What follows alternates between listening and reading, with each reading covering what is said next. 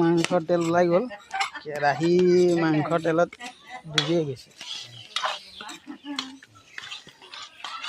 চৌকাটো ডাঙৰ হৈছে, আমাৰ কিবা এটা নিয়ম আছিলে সেইকাৰণে চৌকাটো ডাঙৰকৈ বনাইছে, আৰু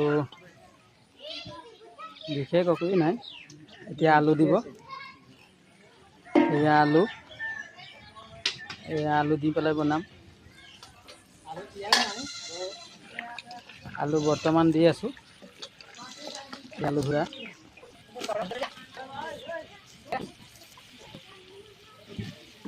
আলু দিছে,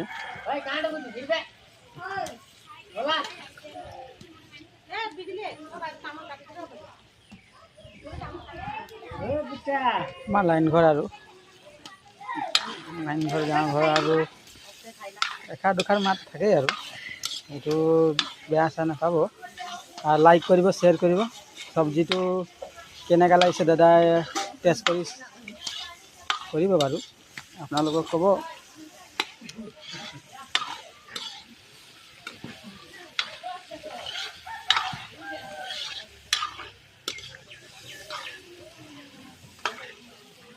চব্জি কালাৰ দেখিছেনে কেনেকুৱা হৈছে, একদম মস্তি হৈ আছে চব্জি কালাৰ।